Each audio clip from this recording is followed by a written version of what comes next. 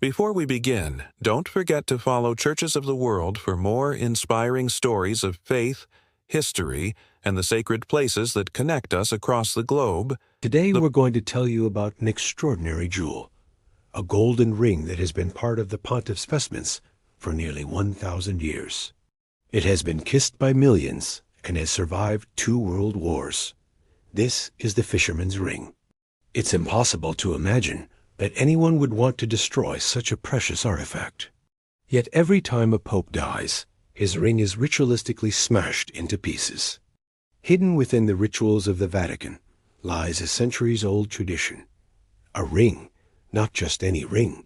One that holds the weight of divine authority, and which, upon death, must be destroyed. This is the Fisherman's Ring, or in Latin, Anulus Piscatoris. It is more than jewelry. It is the seal of the Pope, the very symbol of his office as the successor of St. Peter, the first Bishop of Rome. But the ring is much more than metal and stone. It's a link to the past, a reminder of the immense responsibility that comes with being the leader of the Catholic Church. So how did this tradition begin? The answer lies in the very name of the ring, the Fisherman's Ring. It reaches back to the shores of Galilee, where Simon Peter cast his nets into the water. But he wasn't just fishing for food. Christ called him from the water, not to fish for food, but for souls. And so Peter became a fisherman of men. When Jesus said, "Upon this rock I will build my church," it was Peter he chose to be the foundation of that church. The ring, cast with Peter's image, reminds each pope of that sacred responsibility. So let's go back in time. Let's meet Pope Leo III. In 889 AD, he introduced a ring bearing Peter's image to signify his connection to the first Bishop of Rome. This marked the beginning of a tradition that has endured for over 1,000 years. Each time a new pope is elected, a new ring is made. It's not a simple task. The design is intricate, the materials precious. The ring is crafted by Vatican goldsmiths, a process that involves delicate engravings and meticulous attention to detail. It's not just a piece of jewelry. It's a statement, a symbol of authority, a representation of the unique papacy that's about to begin. But why is it always a new ring? Why isn't it passed down from one pope to the next? The answer lies in the very nature of the papacy. Each pope is different. Each brings his own style, his own vision, his own challenges. The ring is a reflection of that. It's not just a symbol of continuity, but also of change. It's a way of marking the beginning of a new era in the life of the Church. The design of the ring is always the same. It depicts Peter casting his net from a boat, but the inscription around the ring changes. It bears the name of the new pope in Latin, along with the year of his election. This ring is not just a symbol of the pope's authority. It's a reminder of his mission. Take, for example, Pope Francis. When he was elected in 2013, his ring bore the inscription Franciscus Romanus Pontifex. This symbolized his identity, his name, his nationality, and his role. It was a way of officially welcoming him into the long line of popes who have led the Catholic Church throughout history. But the ring is more than just a symbol. It's a tool. For centuries, it served as the Pope's official seal. Every papal brief, every letter sent out by the Vatican, bore the imprint of the Fisherman's Ring. This was a practical way of ensuring the authenticity of papal documents. If a letter bore the seal of the Fisherman's Ring, then it was genuine. But why did the tradition stop? After the invention of printing, the need for a seal became less important. However, the ring remained a powerful symbol of papal authority. It was still used to authenticate important documents and to give them that extra sense of solemnity. In modern times, the Fisherman's Ring has become more than just a seal. It's a symbol of continuity, a reminder of the rich history of the papacy. While the ring may not have the same legal weight that it once had, it still carries with it a sense of tradition and reverence. Now let's talk about another aspect of the Fisherman's Ring that has fascinated people for centuries, the ceremony surrounding its destruction. Every time a pope dies, the ring is broken. This might seem like a strange and even cruel custom, but it has deep roots in tradition and serves a significant purpose. First and foremost, it prevents forgery.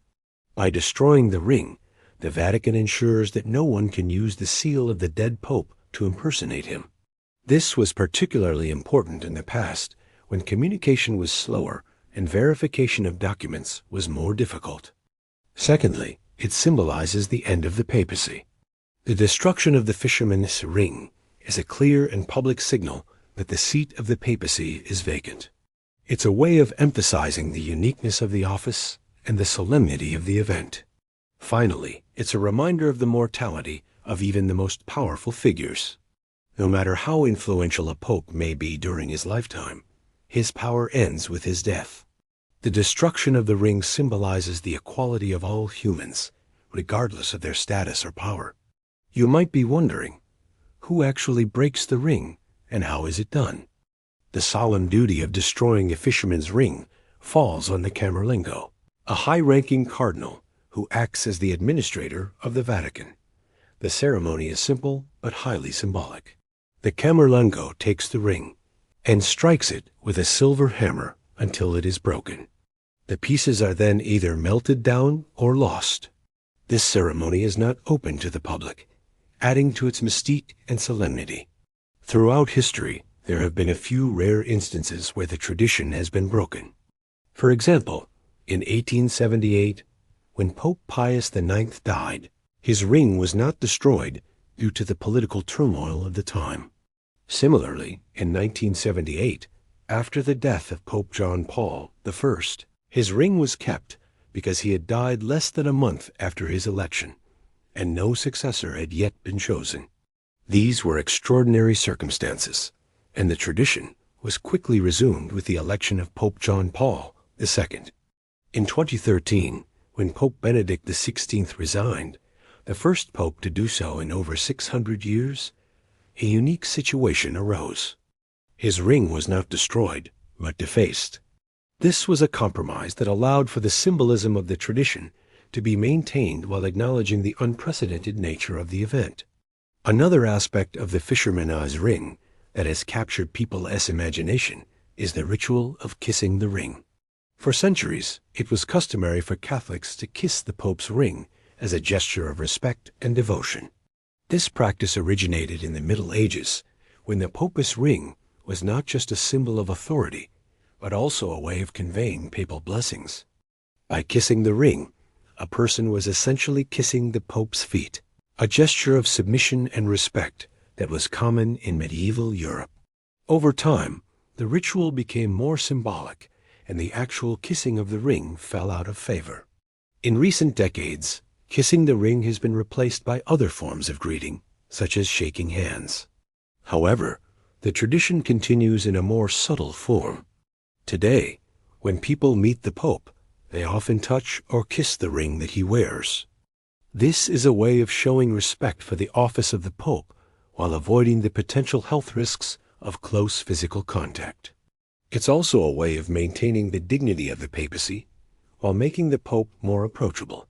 For example, Pope Francis has often greeted people by touching or kissing his ring, allowing them to show their devotion without the need for prolonged physical contact.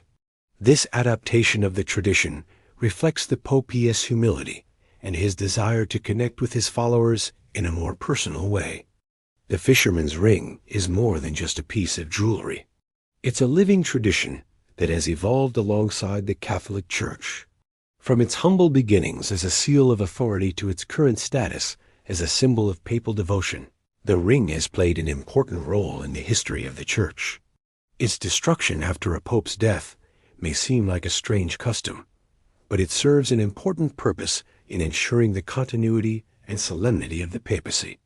And while the ritual of kissing the ring has fallen out of favor, it lives on in a more subtle form, a reminder of the rich history and traditions of the Catholic Church. Thank you for watching this video. We hope you enjoyed learning about the fascinating history and traditions surrounding the Fisherman's Ring. If you want to know more about the Vatican or other aspects of papal history, please stay tuned.